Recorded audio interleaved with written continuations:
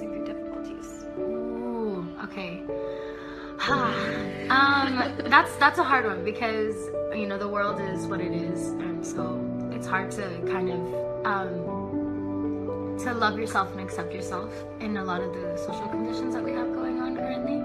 But advice that I would give you is just to start with you and to not look outside as much for your opinion of yourself, because everyone is going to have an opinion of you and everyone is going to assume and you have to remember though that their predispositions and their judgments come from their reality and what they've experienced, what they've gone through, what they've learned. So you can take it into account, but you also have to remember that you're separate from it and that your reality is important and that what you feel and who you are is valid no matter what anybody wants to tell you, no matter what the world wants to think. You're valid and your feelings are valid and you're important and you're loved and you belong anywhere because you're a human being.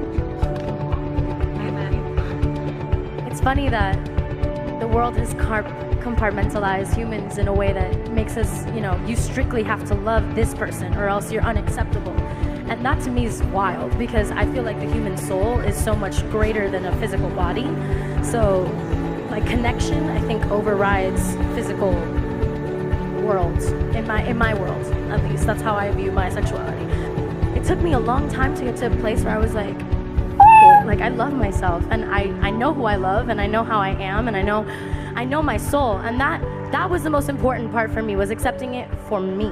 Yeah, honestly, like I didn't even acknowledge the fact that I liked girls until I was a lot older and in this phase of my life, because I grew up around people who would have torn me apart for sure, you know what I mean? And at the end of the day, like, I understand why a lot of people feel the fear or feel the anxiety of being themselves being something negative, because we're taught that. I went to a private Catholic school, so I was indoctrinated with stuff about what it meant to be gay, quote unquote, or whatever it was, that like expressing homosexuality towards another person, that was super taboo. And kids are ruthless when things are taboo, like they really are.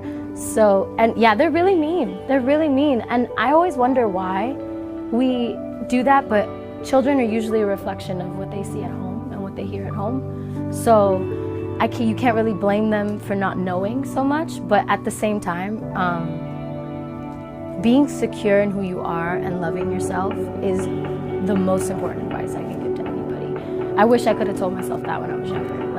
Like just love you, be you. Stop worrying about whether this person's gonna like you or that person's gonna like you. Because I was very much a people pleaser, and I know a lot of us are. Like we all kind of have this nature of, I want people to like me, I want to feel loved, I want to feel accepted. It's human nature to want to feel accepted and loved for who you are. So you're not crazy for feeling the way you do, but remember that even though right now it's really hard, you're just a step ahead of everyone else in being yourself.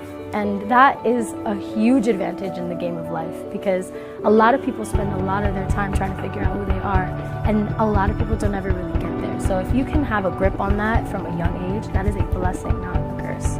And you should just rock that until you get to a place and where you're surrounded by other people who feel the same way. Because I promise you, you will find your tribe. You always will. As long as you'll gravitate towards them. They'll come to